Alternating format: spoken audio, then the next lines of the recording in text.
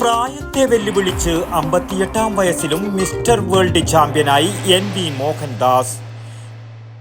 ഇപ്പോഴത്തെ കുട്ടികളുടെ IQ level വളരെ ഹൈ ആണ്.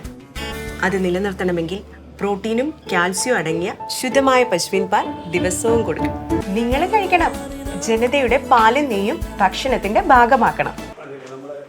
പ്രായത്തെ വെല്ലുവിളിച്ച് 58-ാം വയസ്സിലും മിസ്റ്റർ വേൾഡ് ചാമ്പ്യനായി NV മോഹൻദാസ്. തൻ്റെ 16-ാമത്തെ വയസ്സിൽ ഈ രംഗത്ത് തുടക്കം കുറിച്ച ഇദ്ദേഹം 35 വർഷമായി ബോഡി ബിൽഡിങ്ങിൽ രംഗത്ത് പ്രവർത്തിച്ചു വരുന്നു. 5 തവണ കാലിക്കറ്റ് യൂണിവേഴ്സിറ്റി ചാമ്പ്യനായിരുന്നു.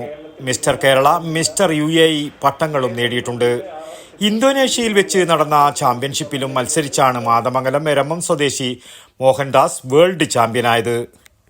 ഛത്തീസ്ഗഡിൽ നടന്ന മാസ്റ്റേഴ്സ് ബോഡി ബിൽഡിങ്ങിൽ ചാമ്പ്യൻഷിപ്പിൽ അദ്ദേഹം മിസ്റ്റർ ഇന്ത്യയായി തെരഞ്ഞെടുക്കപ്പെട്ടിരുന്നു. എരമത്തെ പരേതനായ ഊനത്തിൽ ഗോവിന്ദൻ്റെയും നടുവിലെ വീട്ടിൽ കാർത്തിയാനിയുടെയും മകനാണ്. Eramam south LP school, Perul UP school, Mathamangalam high school എന്നിവിടങ്ങളിലെ വിദ്യാഭ്യാസത്തിന് ശേഷം പയ്യന്നൂർ കോളേജിൽ ബിരുദത്തിന് പഠിക്കുമ്പോഴാണ് മോഹൻദാസ് ബോഡി ബിൽഡിങ്ങിലേക്ക് രംഗത്ത് കടന്നു വരുന്നത്. ഈ കാലയളവിൽ 3 തവണ കാലിക്കറ്റ് യൂണിവേഴ്സിറ്റി ചാമ്പ്യനായിരുന്നു. തുടർന്ന് മാതമംഗലത്ത് TTC പഠനം പൂർത്തിയാക്കിയ ശേഷം തൊഴിലിനായി UAEയിലേക്ക് പോയി. അവിടെ 4 തവണ മിസ്റ്റർ UAE ചാമ്പ്യൻ പട്ടം നേടിയിട്ടുണ്ട്. പിന്നീട് കേരളത്തിലേക്ക് തിരിച്ചെത്തി മത്സരത്തിൽ പങ്കെടുത്തപ്പോൾ 12 തവണ മിസ്റ്റർ കേരള, 12 തവണ മിസ്റ്റർ കണ്ണൂർ, മിസ്റ്റർ ഇന്ത്യ ചാമ്പ്യൻഷിപ്പുകൾ കരസ്ഥമാക്കി. യോഗ പരിശീലകയായ ലിസ മോഹൻദാസാണ് ഭാര്യ. മക്കൾ ശ്രേയസ്, അഭിനവ്, കാർത്തിക്. 28 വർഷമായി അബുദാബി സ്റ്റാർ സ്പോർട്സ് ജിമ്മിൽ ട്രെയിനറായി ജോലി ചെയ്തു വരികയാണ്.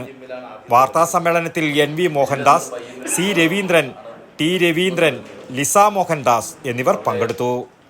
വടക്കൻ വാർത്തകൾ, ന്യൂസ് ബ്യൂറോ, പയ്യന്നൂർ. ശ്വാസം വലിച്ചുവിട്ടേ.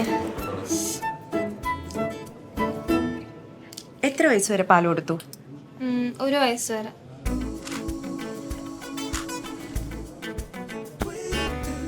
കണ്ടില്ലേ, ഇപ്പോഴത്തെ കുട്ടികളുടെ IQ ലെവൽ വളരെ ഹൈ ആണ്. അത് നിലനിർത്തണമെങ്കിൽ പ്രോട്ടീനും കാൽസ്യവും അടങ്ങിയ ശുദ്ധമായ പശുവിൻ പാൽ ദിവസവും കൊടുക്കും.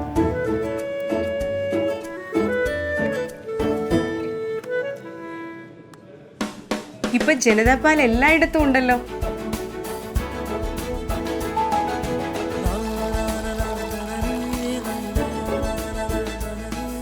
നിങ്ങൾ കഴിക്കണം. ജനതയുടെ പാലും നെയ്യും ഭക്ഷണത്തിന്റെ ഭാഗമാക്കണം. ആരോഗ്യമുള്ളവർക്കേ നാളെയുള്ളൂ.